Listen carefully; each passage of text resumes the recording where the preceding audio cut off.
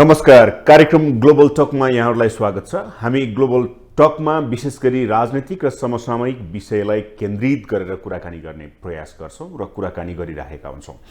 र आज म विशेष गरी स्थानीय तहको निर्वाचन अन्ततः गठबन्धन सरकारले जेठको दोस्रो अथवा तेस्रो सातामा गर्ने भनेर सहमति गरेको छ।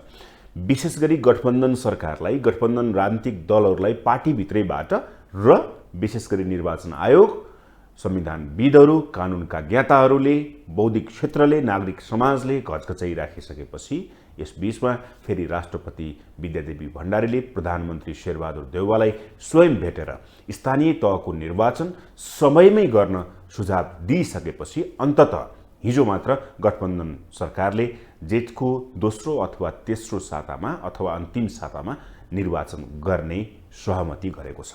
तर निर्वाचन गर्नको लागि त्यसमा कानुन संशोधन गर्नुपर्ने बाध्यात्मक परिस्थिति छ। संसद अवरुद्ध रहेको अवस्था छ। यो अवस्थामा कसरी संशोधन हुन्छ? प्रतिपक्षले संसद अवरुद्ध गरिरहेको अवस्थामा अब गठबन्धन सरकार र कसरी अगाडि बढ्छ र सँगसँगै भित्री रूपमा विशेष गरी यो परिस्थितिमा अब देशले कतै निकास पाउँछ अथवा अझै पनि कुनै लिङ्गरिङ हुन्छ? हामी यसै पेरिफेरीमा रहेर कुराकानी गर्नेछौँ। मसँग हुनुहुन्छ नेपालका लागि बङ्गलादेशका लागि नेपालका राजदूत, पूर्व राजदूत, स्थायी कमिटी सदस्य, नेकपा एकीकृत समाजवादीका पूर्व मन्त्री, संविधान सभा सदस्य, सबै लिइसक्नु भएको छ। एकदम विद्वत व्यक्तित्व हुनुहुन्छ। म आज उहाँसँग कुराकानी गर्नेछु। मसँग हुनुहुन्छ डाक्टर वंशीधर मिश्र। स्वागत छ डाक्टर साहब। धन्यवाद। आरामै हुनुहुन्छ? म ठिक छु। अब चुनाव हुने भयो है? चुनाव त हुनैपर्छ, संविधान बमोजिम। अब क्रमशः स्थानीय, त्यसपछि संसदीय निर्वाचन हुनैपर्छ, त्यो हुन्छ। तर त्योभन्दा अगाडि अस्ति भर्खरै मात्र राष्ट्रिय सभाको निर्वाचन सम्पन्न भयो। त्यसले नेकपा एकीकृत समाजवादीमा कस्तो उत्साह प्रदान गरेको छ? त्यसले दुईटा कुरा स्थापित गरेको छ। एउटा चाहिँ नि के छ भने गठबन्धन संस्कृति नेपालमा पनि फलिफुली राखेको छ र राजनीतिक इमान्दारिताको आधारमा यो गठबन्धनको संस्कृतिलाई चाहिँ नि बलियो बनाउँदै लैजानुपर्छ र त्यो चाहिँ नि जनताले पनि रुचाएको विषय हो, जनताले त्यसलाई चाहिँ मान्यता दिएको छ। दोस्रो चाहिँ एकीकृत समाजवादीको हकमा पनि यसले चाहिँ नि आफूले उठाएका सबै उम्मेदवारहरू निर्वाध रूपमा विजयी भए र त्यसरी चाहिँ नि विजय हुँदाखेरि अब सङ्ख्या पनि थपियो र एउटा चाहिँ नि हामीले गरेको विद्रोह र हामीले अगाडि बढाइरहेको हाम्रो चाहिँ नि नीति र कार्यहरूलाई जनताले दिएको समर्थनको रूपमा हामीले लिएका छौँ र हामीले एउटा अवसर पुनः राष्ट्रिय सभाको माध्यमबाट पनि हामी जनताको सेवा गर्ने कुरामा हाम्रो सङ्ख्याहरू चाहिँ नि थपिने एउटा अवसर प्राप्त भएको छ। यसले हामीलाई उत्साह थपेको छ। तपाईँले भनिरहँदाखेरि गठबन्धन संस्कृति जनताले मन पराए। हजुर। तर निर्वाचनको म्यान्डेट के थियो भने 2/3 एउटा सरकार, नेकपाको सरकार छुटाएर गठबन्धनको सरकारमा जानुपर्ने, रूपान्तरित हुनुपर्ने राजनीतिक दलहरू। यो सही थियो भने? अब यसको परिस्थितिमा हेर्नुपर्छ। एक्चुअली हामीले सुरुमा तपाईँलाई सम्झना होला, हामीले जब संसदको चुनाव गऱ्यौँ, नयाँ संविधान बमोजिम र स्थानीय तहहरूको चुनाव गऱ्यौँ, त्यो बेलामा पनि गठबन्धनहरू भएका थिए र गठबन्धन बडै सुरु भएको थियो। तत्कालीन नेकपा एमाले वास्तवमा गठबन्धन नगरेको अवस्था थियो स्थानीयमा धेरैसँग र त्यसले गर्दाखेरि करिब करिब हामी 8-10 सिट मात्रै त्यो बेला, 10वटा ठाउँमा नेपाली काङ्ग्रेसभन्दा स्थानीय तहमा बढी भयो, नभए धेरै हुन सकेन। तर तत्कालै हामीले त्यसपछि महसुस भयो र संसदीय चुनावमा तत्कालीन नेकपा माओवादीसँग हामीले चाहिँ गठबन्धन गऱ्यौँ। त्यो बेला पार्टी एकता भइसकेको थिएन र त्यो गठबन्धनै गरेको हुनाले, तालमेल मिलाएकै हुनाले हामीले चाहिँ नि झन्डै 2/3 नजिक पुग्ने गरी हामीले जित्यौँ र पछि पार्टी एकता भयो। त्यसो भएको हुनाले चुनाव गर्ने बेलामा गठबन्धनै हो र पछि पार्टी एकता भयो, तर एकता प्राविधिक मात्रै भयो। त्यो चाहिँ नि भावनात्मक र सङ्गठनात्मक पनि हुन सकेन, बाँकी नै रह्यो। र त्यही बिचमा चाहिँ नि द्वन्द्वहरू, विवादहरू, आपसी अन्तर्विरोधहरू चाहिँ सिर्जना भए। यहाँलाई थाहा छँदैछ र त्यो सिर्जना भए त्यसमा चाहिँ नि तत्कालीन जो चाहिँ नि अब नेकपा एमालेका अध्यक्ष र अहिले पनि अध्यक्ष हुनुहुन्छ, अब उहाँले चाहिँ नि यो संविधानलाई यो सबै कुरालाई आफ्नो किसिमले आफैले विश्लेषण गरेर र आफ्नै दम्भ अहङ्कार, आफ्नै सोच, आफ्नै योजना, म त षड्यन्त्र भन्छु, त्यो अनुसारले चलाउन थाल्नुभयो र त्यसले गर्दा गठबन्धन पनि एकताको रूपमा जुन आइसकेको भनौँ न, पर्सनल ड्राइभमा जानु, बस पर्सनल ड्राइभमा जानुभयो, बिल्कुल पर्सनल ड्राइभमा जानुभयो। पार्टी पनि त्यसरी पर्सनलै चलाउन खोज्ने, सरकार पनि पर्सनल चलाउन खोज्ने र त्यसले गर्दाखेरि चाहिँ नि संविधानमाथि नै खतरा उत्पन्न भयो, स्थिरतामाथि खतरा उत्पन्न भयो। भर्खर संविधान बनेको छ र त्यो संविधानले परिकल्पना गरेको कमसेकम पहिलो संसद त 5 वर्ष आफ्नो अवधि पुरा गरोस्, त्यो पनि चाहिँ सम्भावना कम हुँदै गएपछि यो विद्रोह भएको अवस्था हो। र फेरि पनि हामीले चाहिँ नि गठबन्धन संस्कृतिलाई नै पुनः अँगाल्नु पर्ने हाम्रो करिब करिब मैले देख्छु, म आफै पनि संविधानको एउटा बनाउने मान्छे, हस्ताक्षर गर्ने मान्छे हो संविधान बनाउने बेलाको संविधान सभा सदस्य हो म।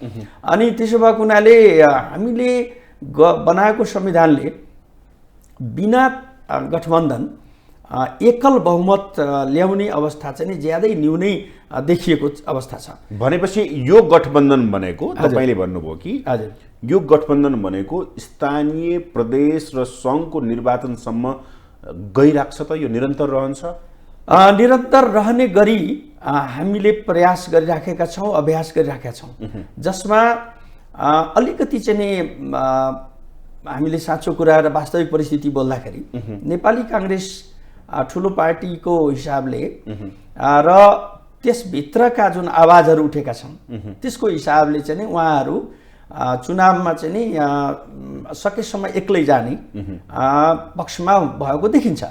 त्यसो हुँदा यो अहिले भएकै गठबन्धन चाहिँ नि सबै त्यही रूपमा स्थानीय चुनाव र संसदीय चुनावसम्म नजान सक्छ र नेपाली काङ्ग्रेस अलग रहेर पनि अन्य चाहिँ दलहरू गठबन्धनमा जान सक्छन्। जस्तै अहिले चाहिँ जुन खालको 4 दलीय गठबन्धन छ त्यसमा 3 दल एकतिर रहने, नेपाली काङ्ग्रेस चाहिँ गठबन्धनमा नजाउँ, प्रतिस्पर्धै गरौँ भनेर चाहिँ नि जान सक्छ।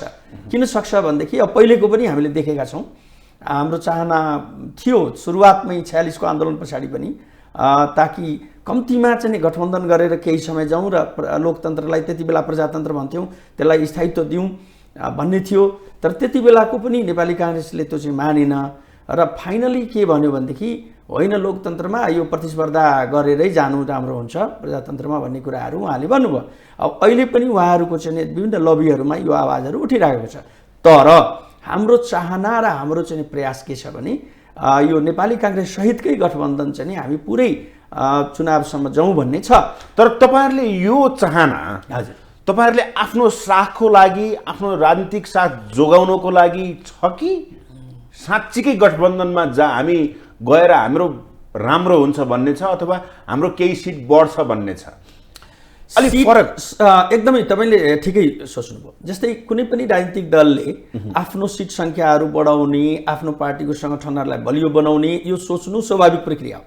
तर हामी त्यो सोचाइलाई गौण रूपमा लिएका छौँ र हाम्रो पहिलो सोचाइ के हो भने मुलुक र जनता, जुन जनता चाहिँ नि तपाईको अस्थिरता र यो चाहिँ नि लोकतन्त्रका प्रणालीहरूको चाहिँ नि संस्थागत विकास हुन नसकिरहेर अहिले पनि पीडित भइरहेका छौँ। हामीले सोचे जस्तो न विकास भइराखेको छ, न सोचे जस्तो जनताको जीवनमा चाहिँ सुख समृद्धि आइराखेको छ, न सोचे जस्तो चाहिँ नि प्रगति देशले फड्को मार्न सकिरहेको छ। यस्तो बेलामा यो गठबन्धन संस्कृतिलाई मजबुत गरेर यता संवैधानिक अभ्यासको हिसाबले अवस्था कस्तो छ भने गठबन्धन नगरिकन कुनै एउटै दलले हाँकेर लैजाने अवस्थै छैन।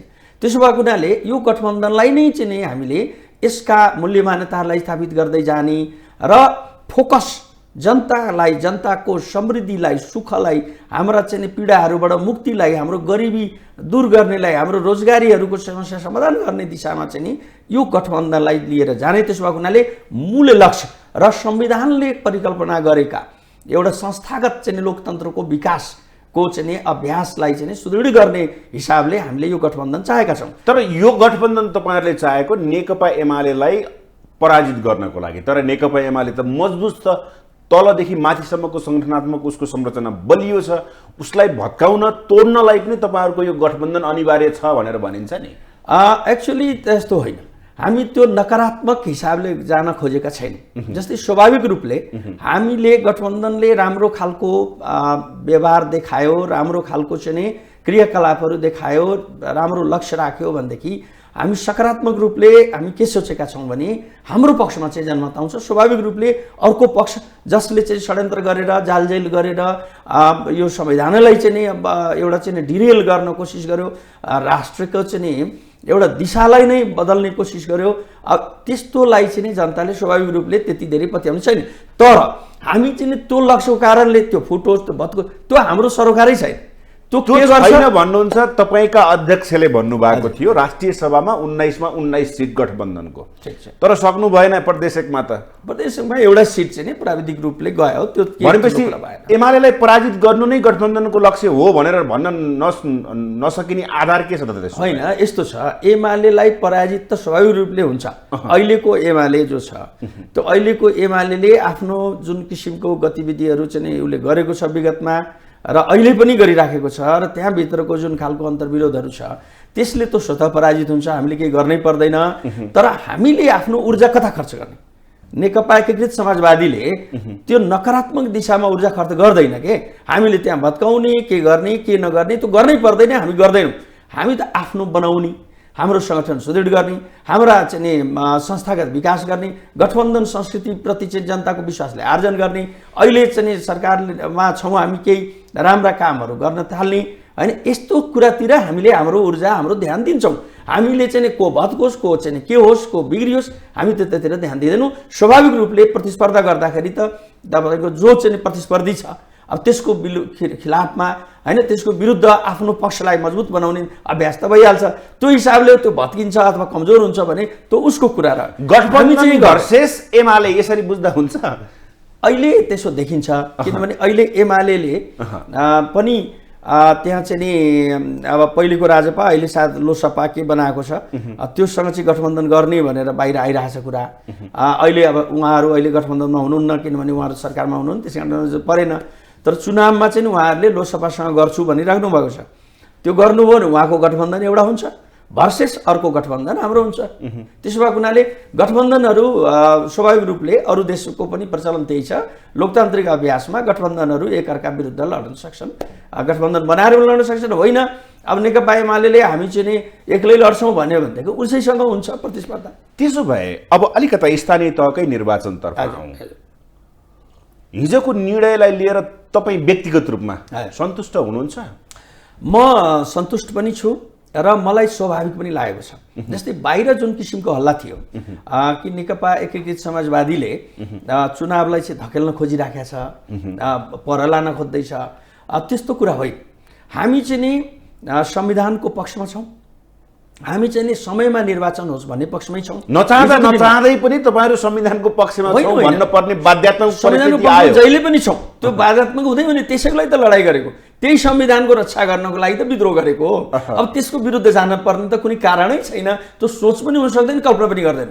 तर त्यहाँनिर के कुरो आएको थियो भने कि संविधान र अहिलेको कानुनहरू बाजिएको छ, त्यसलाई चाहिँ मिलाएर जानुपर्छ र त्यो मिलाउँदाखेरि हामीसँग 2-3 महिना ढकेल्नै पर्ने अवस्था आउन सक्छ र त्यसो गर्दाखेरि हामीले त्यो प्रश्नहरूमा अलिकति छलफल गरौँ, अलिकति यसलाई चाहिँ छलफल गरेरै एउटा बाटो चाहिँ निकास दिउँ भनेर लाग्यो हो। यसमा के भयो, मान्छेले के सोच्यो भने त्यो आग्रह पूर्वाग्रह राखेर कि यिनीहरू नयाँ पार्टी छन्, आफ्नो सङ्गठनहरू अलि सुदृढ गर्न पाएका छैनन्, यिनलाई समय चाहिएको छ, त्यस कारणले संविधान जहाँसुकै जाओस् यसलाई धकेल्न खोज्या हो कि भन्ने चाहिँ बाहिर मजाले आयो। तर त्यो कुरा त्यो भ्रम थियो, त्यसलाई हामीले चिर्यौँ। हामी जहिले पनि संविधानको पक्षमा छौँ, हामी स्थानीय चुनाव लगायतका सबै निर्वाचनहरू समयमै होस् भन्ने पक्षमा छौँ र हाम्रो चाहिँ संविधानले परिकल्पना गरेका संस्थाहरूले आफ्नो विकासहरू गर्दै जाओस्, त्यो संस्थागत होस् भन्ने पक्षमा भएको हुनाले हामी चाहिँ उचित निर्णयमा पुगेकै छौँ। हामी सबैका सल्लाह मानेकै छौँ र त्यही अनुसार अगाडि बढ्छौँ। तपाईँको नेता हजुर माओवादी केन्द्रका नेता र प्रधानमन्त्री स्वयंले यो निर्वाचनलाई सारेर पहिला सङ्घीय निर्वाचन गरौँ, त्यसपछि स्थानीय तहमा यदि हामी कमजोर भइयो भने सङ्घीय निर्वाचनमा हामी झन कमजोर हुन सक्छौँ, यो टार्गेट सहित तपाईँहरूले 2059 फर्काउन खोजिराख्नु भएको थियो। विद्वानहरू, बुद्धिजीवीहरूले, नागरिक समाजले, वकिलहरूले तपाईहरुलाई त्यो सल्लाह दिइसकेपछि राष्ट्रपतिको गजगचाइ र निर्वाचन आयोगको अझै अग्रसरतामा तपाईहरु बाध्यात्मक परिस्थितिमा तपाईहरुले जेठमा निर्वाचन गर्न सहमत हुनुभयो भन्ने छैन त? यो परिकल्पना मात्रै हो, यो सबै कल्पना हावादारी कल्पना हो। तर एउटा कुरो के हो भने यो कल्पना गर्ने केही आधारहरू पक्कै मान्छेले पाए, त्यसकारणले यस्तो कल्पना गरे हो। किनभने तत्कालै निर्णय भएन, अनि यसलाई चाहिँ अलिकति छलफल गरौँ भनेर हामीले चाहिँ विभिन्न चरणमा थियौँ। बिचमा कोभिडले गर्दाखेरि छिटो बस्न पनि सकिएन। त्यसो भएको हुनाले यस्ता खालका कुरा आउन सक्छन्, मैले यसलाई अन्यथा लिँदैन। तर यो अत्यन्त चाहिँ नि भ्रम मात्रै हो, यस्तो केही पनि होइन र कुनै औपचारिक निर्णय त्यस्तो भएको पनि होइन। तर हामीले अहिले जुन देखा पर्यो यो संविधान र अलिकति कानुन जुन बनेको छ त्यसको बिचको चाहिँ नि अवस्था जुन देखा पर्यो त्यो बाधा, त्यसलाई चाहिँ नि गरौँ र हेरौँ। हामीले अर्को पनि एउटा विषय हो, जस्तै अर्ली इलेक्सन गरेर यो स्थानीय चुनाव र उसको संसदीय चुनाव पनि सँगै गर्न सकिन्छ कि भन्ने नउठ्या होइन है, यी सोचहरू उठ्या मात्रै हो। म त्यता आउँछु। यो सोचहरू उठ्या मात्रै हो। तर त्यो सोच उठ्दाखेरि त्यो चाहिँ नि धेरै हिसाबले अव्यवहारिक पनि हुने भयो। कुनै पनि कुरा सोचमै उठ्नु, छलफलमा उठ्नु, यसलाई चाहिँ एकदम सितले षड्यन्त्र हो, यिनीहरूले यस्तो सोचे भन्न मिल्दैन। यस्तो निर्णय गरे, निर्णय केही पनि त्यस्तो भएको होइन।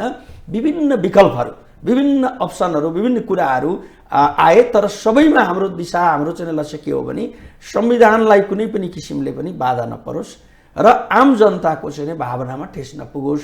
हामीले संस्थागत विकास लोकतन्त्रको जुन गर्ने हाम्रो लक्ष्य छ त्यसमा कुनै किसिमको चाहिँ बाधा नहोस्। त्यो भित्र, त्यो सीमाभित्र रहेर सबभन्दा उत्तम विकल्प जे हुन्छ त्यो गर्ने हो। त्यसमा चाहिँ स्वाभाविक रूपले सबैका सरसुझाव पनि आए र यसरी नै हो लोकतन्त्र बलियो हुने। विभिन्न चाहिँ सरोकारवालाहरू, निकायको, बुद्धिजीवीहरूको, कानुनविदहरूको, संविधानविदहरूको सुझावहरू समेतलाई ध्यान दिनैपर्छ। यो सरकारले त्यो ध्यान दिएको छ र तदनुसार अगाडि निर्णय गरेर बढ्यो। अब यहाँनिर आउँदाखेरि अघि भन्नुभयो नि तपाईँले, नेपाली कङ्ग्रेस ठुलो दल हो, ऊ एक्लै लड्न चाहन्छ, पार्टीभित्र त्यो खालको विषय उठेको छ उहाँहरूको। अब गठबन्धनको कुरा गरौँ। स्थानीय तहमा सिङ्गल जानुपर्ने अवस्था कङ्ग्रेसलाई आइदियो भने, पार्टीभित्रबाट प्रेसर त्यो भयो भने गठबन्धनको स्थिति के हुन्छ? अब सकभर त्यस्तो स्थिति नहोस्, हामी गठबन्धनमै अगाडि बढौँ भन्ने हाम्रो चाहना त छँदैछ।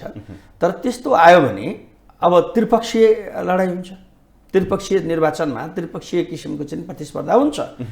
एउटा गठबन्धन त बाँकी नै रहन्छ र अर्को चाहिँ के हुन्छ, नेपाली काङ्ग्रेस छुट्टै लड्छ। तपाईँले भने जस्तो परिकल्पनालाई मानौँ भने नेकपा एमाले अब गठबन्धन गरेर जान सक्छ, उसले लोसपासँग, वा छुट्टै लड्न सक्छ। तपाईँहरू चाहिँ नेकपा माओवादी केन्द्रसँग गठबन्धन गरेर जान सक्नुहुन्छ? हामी सबैसँग गठबन्धन गर्ने पक्षमा छौँ। कुनै कारणले कोही त्यसबाट अलग रहनुभयो भने बाँकी जतिसँग गठबन्धन गर्छौँ। जस्तै अहिलेको चाहिँ भनौँ न जे छ यो नेकपा माओवादी, एकीकृत समाजवादी र चाहिँ नि हाम्रो लोसपा होइन कि जसपा लोसपा त उता भयो, जसपा, हामीहरू चाहिँ गठबन्धनमै रहिरहन्छौँ। अब होइन, म एउटा अर्को कुरो पनि क्लियर गरिदिउँ है, यति धेरै नेकपा एकीकृत समाजवादी डराएको तर्सेको पनि छैन। ल कुनै कारणले एक्लै लड्नु पर्यो, सबै एकतिर भए पनि नेकपा एकीकृत समाजवादी लड्छ र चुनावको लागि आफूलाई चाहिँ सम्पूर्ण प्रयासहरू गर्छ र सम्पूर्ण शक्तिहरू बटुलेर एक्लै पनि जान सक्छ। तर यो हाम्रो सोच पनि होइन, यो हाम्रो चाहिँ के हो भने गठबन्धनमै जाने हाम्रो सोच पनि हो र यो गठबन्धन संस्कृतिलाई चाहिँ अलिक बलियो बनाउँदै गएर सबैलाई चाहिँ साझा लक्ष्यतर्फ चाहिँ मोड्ने हाम्रो उद्देश्य भएको हुनाले हामी अधिकतम प्रयास गठबन्धनकै लागि हुन्छ र जस्तो परिस्थिति आउँछ त्यस्तो सामना गर्न नेकपा एकीकृत समाजवादी तयार छ। तपाईँले अघि बिचमा भन्नुभयो कि हामी डराएका होइनौँ, तर तपाईँहरू डराउनु भएको छ नि? होइन, त्यो त डराएको होइन, त्यो भर्खरै जन्मिएको पार्टी, ठिक छ, सूर्य चिन्ह लिएर तपाईँहरू लडिरहेका नेताहरू एकाएक अर्को पार्टी दर्ता गरेर तपाईँहरू भर्खरै मात्र, धेरै पनि भएको छैन, कलम चिन्ह लिएर तपाईँहरू अगाडि बढिराख्नु भएको छ। त्यसभित्रको अन्तर्मनमा तपाईँलाई लागेको, नेताहरूलाई पनि त्यो बाहिर कुरा सुन्नमा आउँछ, अलिकता पीडा, अलिकता डर, त्यो खालको चाहिँ स्थिति छ भन्छन् नि? यस्तो छ कि अब त्यसलाई चाहिँ पीडा र डर होइन, त्यसलाई हामीले चुनौतीको रूपमा लिएका छौँ। किनभने त्यो त जानेरै गरेको हो नि।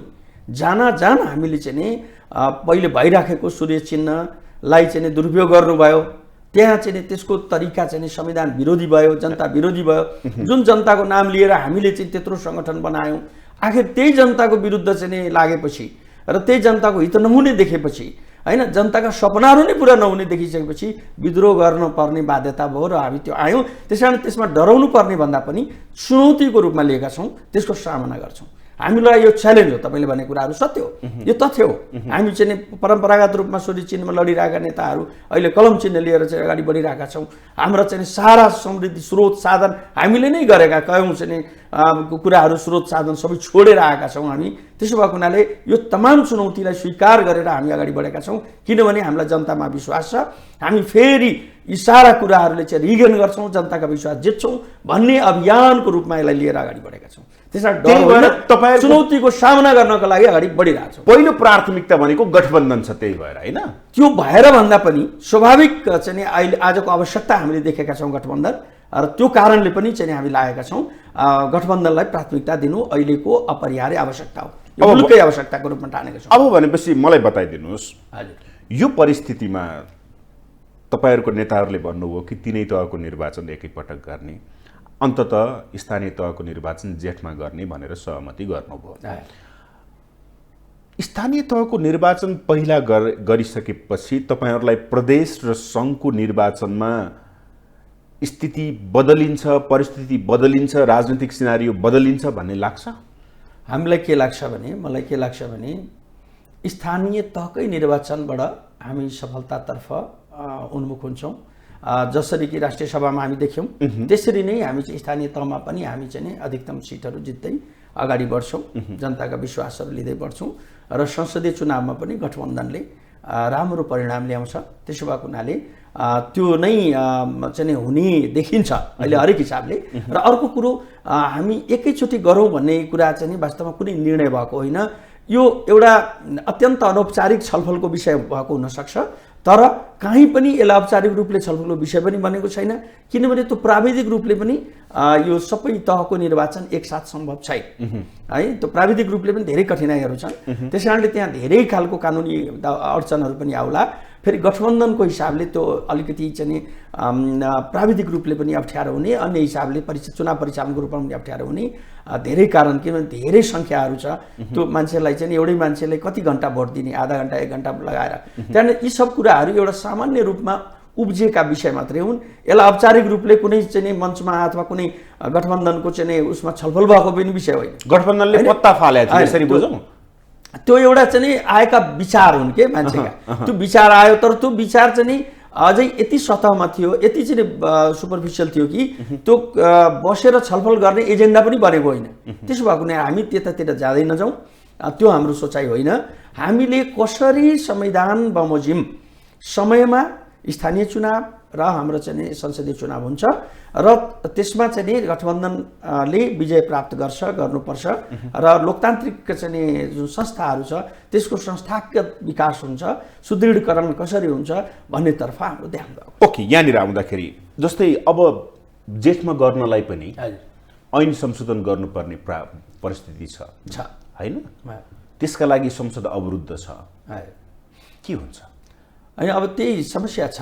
अब त्यसको दुईटा उपायहरूमा जाने कुरा हो स्वाभाविक रूपले। एउटा भनेको चाहिँ नि अब अहिलेको नेकपा एमाले जो प्रमुख प्रतिपक्षी दल हो, उहाँहरूसँग चाहिँ वार्ताको प्रयास भइराखेको छ र यसलाई चाहिँ गठबन्धनले गरेको छ कि सरकारले गरेको छ कि राखेको छ? गठबन्धन दलहरूको पनि चाहना त्यही हो। त्यसो भएको हुनाले दलहरू पनि प्रयासमा छन्, प्रयासमा छन् उहाँहरूसँग।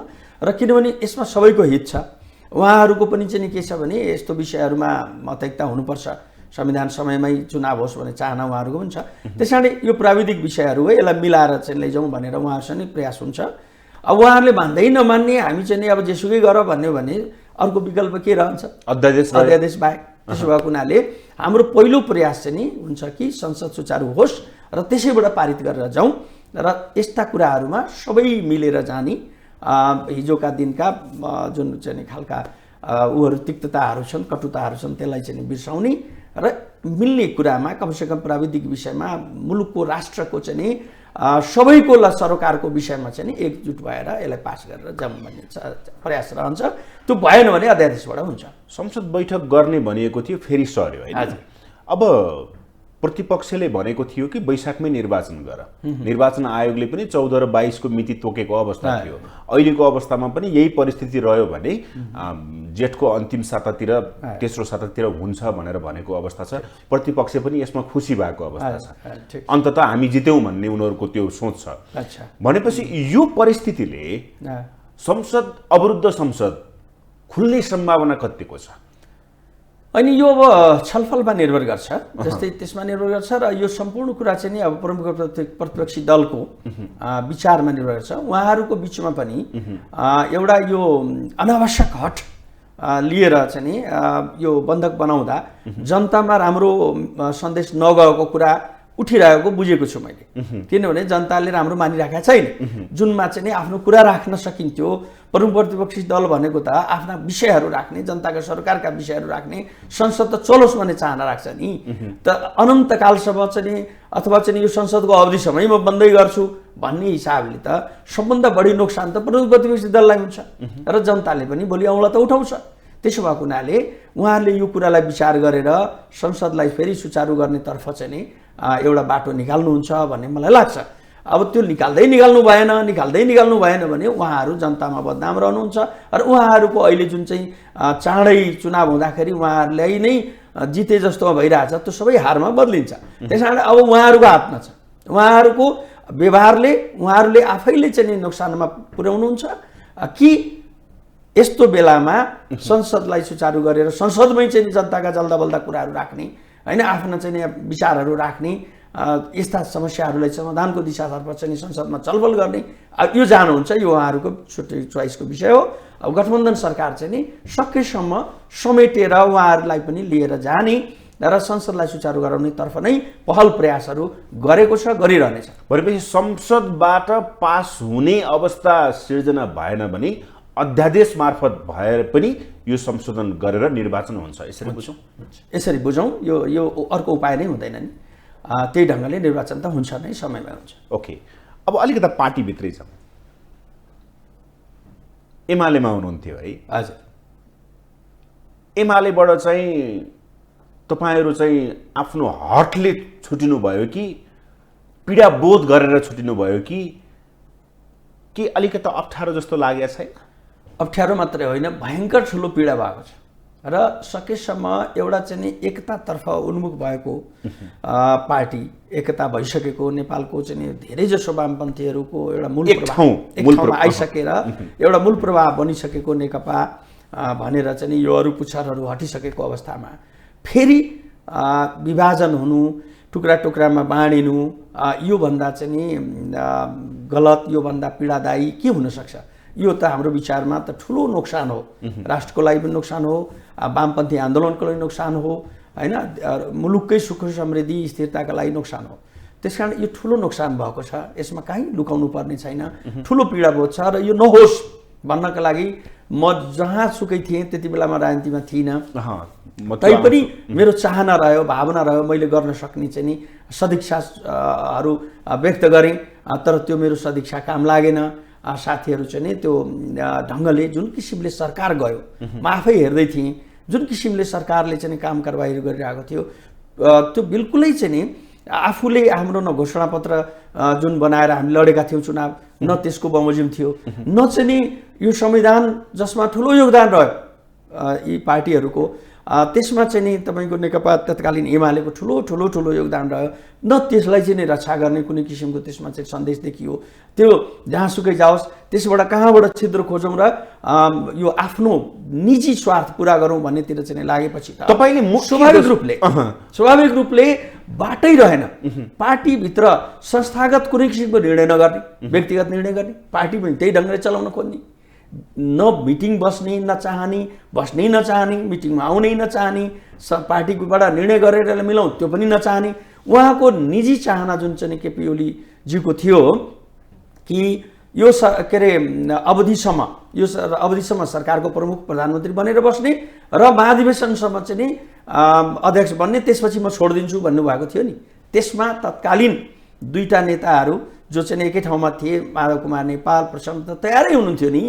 दर्जनौँ पटक भने हामी तयार छौँ, तर अरू कुराहरू अरू कुराहरू भनेको चाहिँ नि पार्टी कसरी चलाउने, त्यसलाई विधि प्रक्रियाबाट चलाउँ, अरू कुराहरू सरकार कसरी चलाउने, जनताको पक्षमा कसरी काम गर्ने, त्यसलाई विधि प्रक्रियाबाट चलाउँ भनेर भन्दै उहाँले त्यो सब कुराहरूलाई चाहिँ नि अत्यन्त चाहिँ नि तिरस्कार गर्दै, अपमानित गर्दै, मान्छेलाई चाहिँ नि हठ र दम्भको आधारमा चलाउने, एकल निर्णयको आधारमा चलाउने र कुवचनहरू बोल्ने र तदनुसार चाहिँ नि जनता बाढमा जाओस्, संविधान बाढमा जाओस्, कसरी हुन्छ, म बलियो हुँ, म मेरा मान्छे। अब यस्तो खालको भएपछि त हामीले के देख्यौँ? हामीले देख्यौँ कि यस्तो बेलामा तपाईँलाई याद होला, म त 46कै आन्दोलनको प्रोडक्ट हो, जेल गएर 48मै सांसद भएको।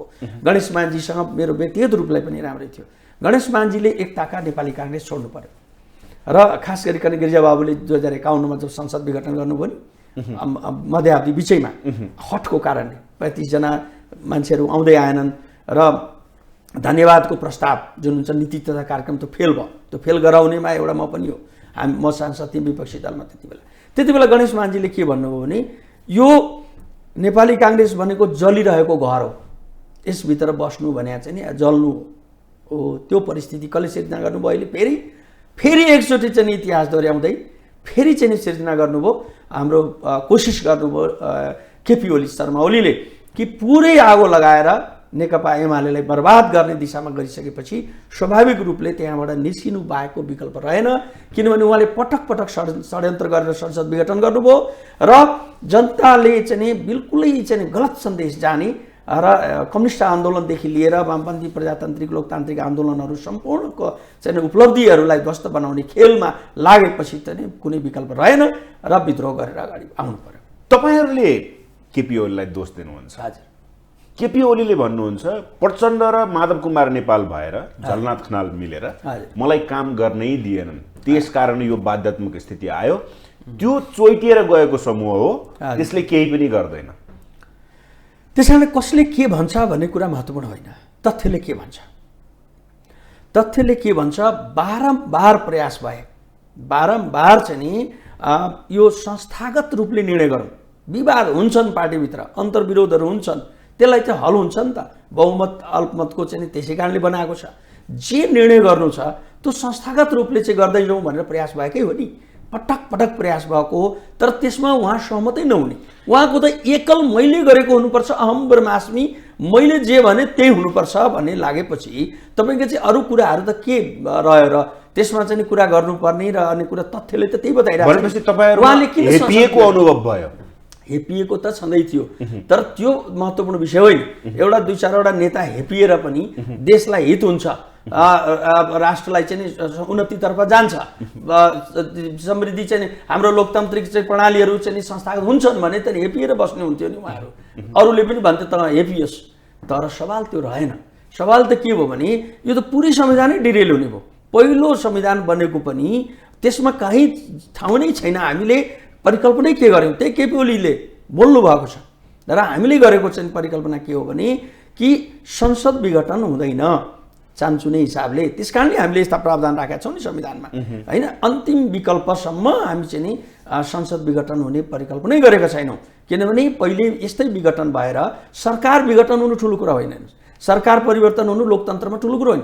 तर संसद पटक विघटन हुनु चाहिँ त्यसले ठुलो राजनीतिक अस्थिरता ल्याउँछ र संसदप्रति र संविधानप्रति नै मान्छेको अविश्वास बढ्छ र संविधान राम्रोसँग लागू नै नभइकन त्यसप्रति चाहिँ मान्छे अविश्वास गर्न थालेपछि त के गरी चाहिँ चल्छ। तर उहाँले त्यो मान्न तयार हुनु भएन।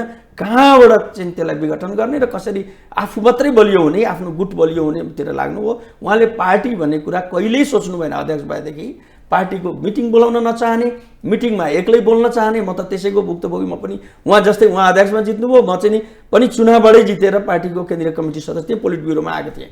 तर उहाँले के गर्नुभयो, उहाँले चाहिँ त्यसलाई संस्थागत रूपले चलाउन कहिले चाहना राख्नु भएन। त्यसले गर्दाखेरि एउटा समस्या त त्यहीँबाट सिर्जना हुँदै पार्टीभित्रै अन्तर्विरोधहरू त भएकै थियो। बिचमा एउटा अचानक संस्थागत निर्णय नगरिकन तर सकारात्मक कदमको रूपमा सबैले लिए, दुईटा पार्टी मिल्नु।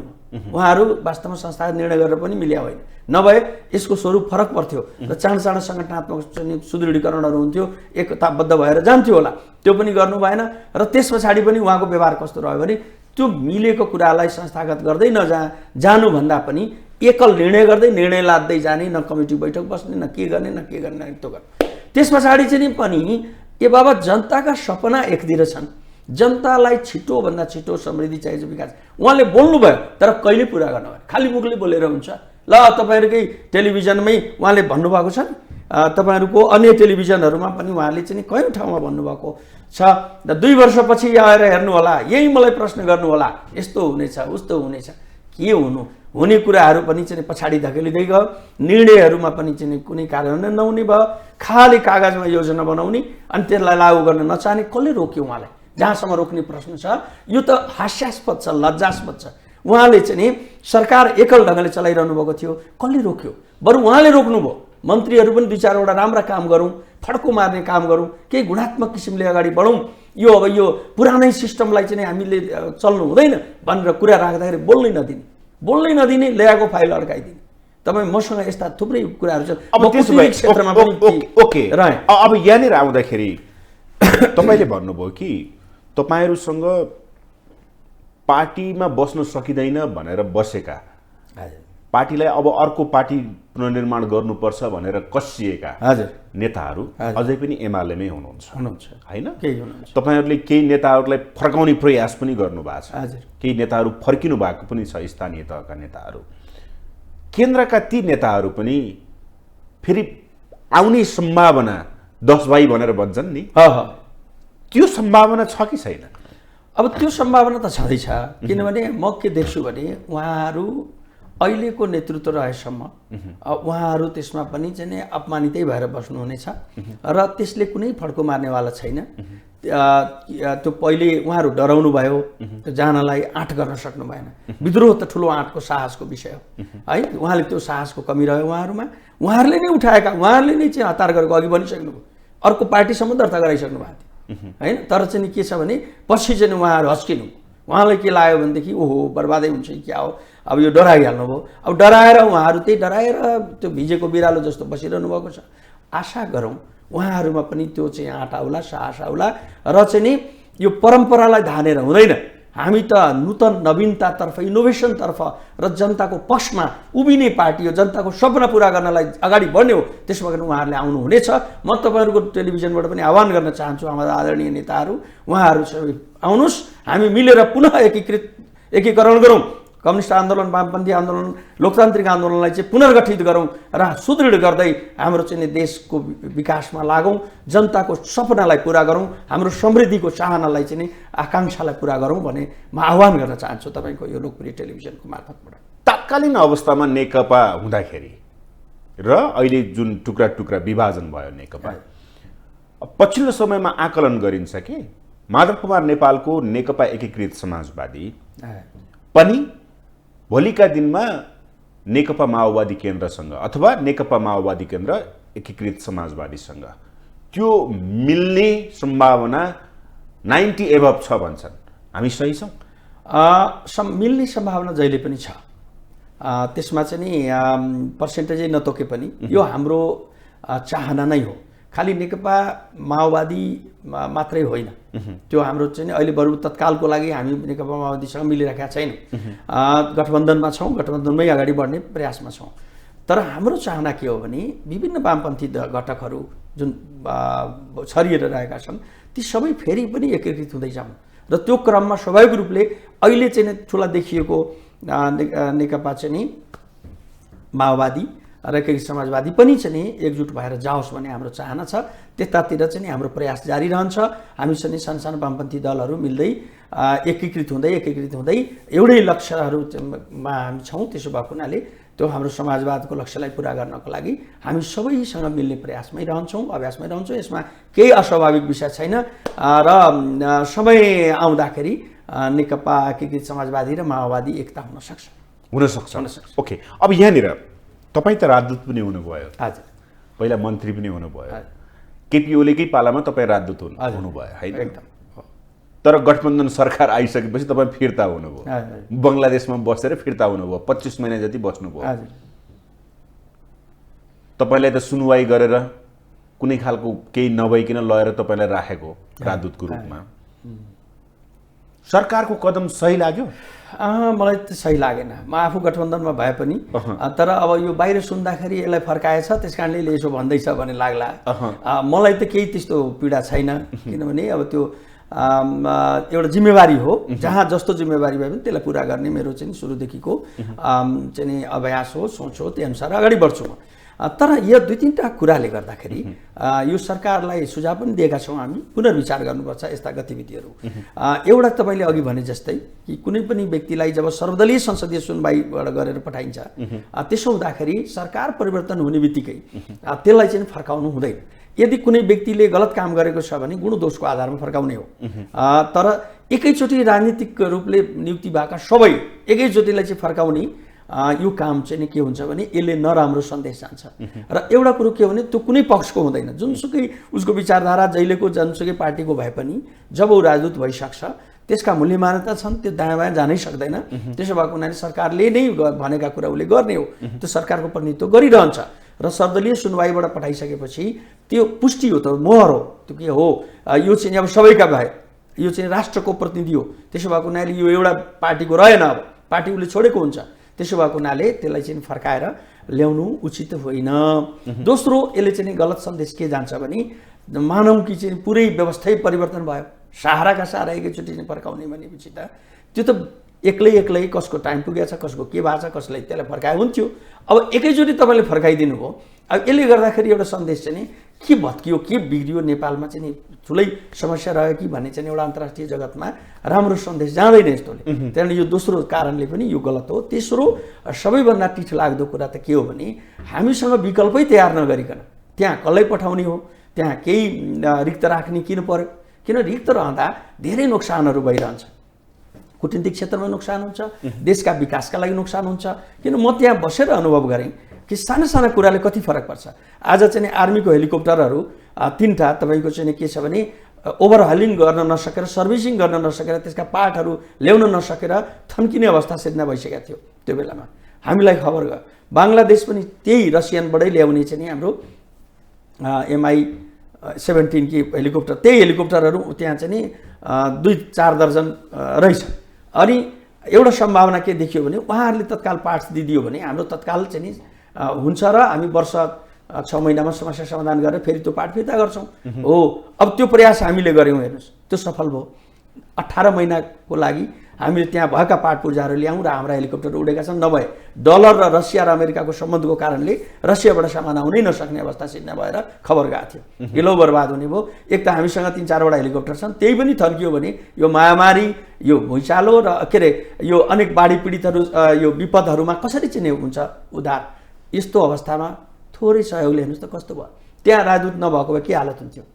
सक्दैन थिए, त्यहाँनिर समन्वय भयो, कर्मचारीले सक्दैन थिए। र अर्को त्यस्तै युरिया मलका सवाल आयो। अब त्यहाँबाट चाहिँ त्यो भएको हुनाले हामीले कूटनीतिक प्रयासले त्यो असम्भव प्राय भएको चिजलाई चाहिँ सफल बनायौँ, वार्ता गरायौँ प्रधानमन्त्री प्रधान बिचमा।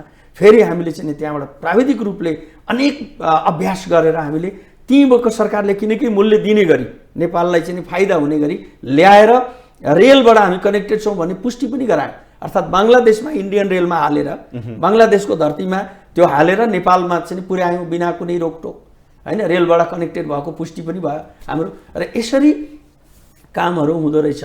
अब अहिले धेरै त्यस्ता कामहरू छन्। रेमडेसिभिर इन्जेक्सनै त्यो बेलामा क्राइसिस हाहाकार मचिया थियो, त्राहिमाम मचिया थियो। 15,000 भाइल त निःशुल्क पठाइयो। त्यस पछाडि चाहिँ अर्को ट्रकका ट्रकहरू औषधिहरू पठाए। यस्ता धेरै कुरा छन्। अहिले सिटामोल हाहाकार छ। अब यति गर्दा गर्दै हजुर राजदूतहरूलाई जसरी फिर्ता बोलाइयो, यसले कूटनीतिक क्षेत्रमा नेपालको छवि के हुन जान्छ? अब त्यहाँ रिक्त स्थानमा नियुक्ति पनि गरेको अवस्था छैन। अब यो परिस्थितिमा नेपालको कूटनीतिक अवस्था के हो? त्यसो भए अब के हो भने नोक्सान त भइ नै हाल्यो थोरै। अब यसलाई चाहिँ हामीले नोक्सानलाई चाहिँ पूर्ति गर्ने अवस्था हो। अब यसबाट पाठ सिक्ने, अब हामी यसरी नगर्ने। जोसुकैले पठाउँदा पनि हामीले फुल अवधि दिने, तर उनले गलत काम गरेका छन् भने फर्काउने। व्यक्ति विशेषमा हुन्छ, उनले त्यस्तो आचरणमा गलत गरेका छन्, राष्ट्रहितमा चाहिँ जुन एउटा मापदण्ड बनाएको छ त्यो अनुसारले काम गरेका छैनन् भने तिनलाई चाहिँ फर्काउने हो। तर अब जसलाई पठाए पनि हामीले के गर्नुपर्छ भने अब उपरान्तका दिनमा यसलाई शिक्षाको रूपमा लिनुपर्छ र गर्नु। दोस्रो, छिटोभन्दा छिटो अब राजदूत पठाउनु पर्यो। ढिलो गर्नु भएन। गठबन्धनको सरकारले बसेर निर्णय गरेर अब अविलम्ब चाहिँ किनभने जति दिन हामी चाहिँ पठाइरहेको छैनौँ त्यति सानो सानो नोक्सान त भइरहेको छ, हुन सक्ने फाइदाहरू हामी लिन सकिरहेको छैनौँ, कुटनीतिक चाहिँ सन्देशहरू पनि दिनलाई चाहिँ अप्ठ्यारो भइरहेको अवस्था छ। त्यसो भएको हुनाले अब मलाई लाग्छ कि अब छिटै सरकारले निर्णय गर्नेछ र छिटोभन्दा छिटो अलि केही निर्णय गरेर अब कहीँ पठाउने काम त भएको छ केही 2-3टा देशहरूमा, तर बाँकी रिक्त चाहिँ 8-10वटा देशहरू जति अझ 19 देश छ अरे त्यो जम्मै चाहिँमा अहिले फेरि पठाउने, त्यसमध्ये चाहिँ आधा कर्मचारी पठाउने चलन छ, आधा चाहिँ राजनीतिक नियुक्ति हुन्छ। जुन हाम्रो मापदण्ड बनाएको छ सरकारले त्यो अनुसारले चाहिँ पठाएर हामीले यो तुरुन्तै पूर्ति गर्नुपर्छ, अहिलेको आवश्यकता यही हो। ओके, अब त्यसो भए विशेष गरी राजदूतको विषयलाई जसरी सरकारले फिर्ता बोलायो नि, अब यो परिवेशमा तपाईले भने जस्तो छिटोभन्दा छिटो नियुक्ति गर्ने प्रक्रिया आफ्नो ठाउँमा छ। हामी कूटनीतिक क्षेत्रमा विशेष गरी तपाईले अघि भन्नुभयो कि मलको अभाव हामीले सकभर समाधान गर्ने प्रयास गर्यौं, हेलिकप्टर बिग्रिएको थियो त्यसको पार्ट्सहरू ल्याउने प्रयास गर्यौं, आयो पनि। यति गर्दा गर्दै पनि अघि तपाईले भने जस्तो रिक्त रहेको ठाउँमा उसको फुल कार्यकाल गर्न नदिनुको पछाडिका रिजन के देख्नुभयो तपाईले?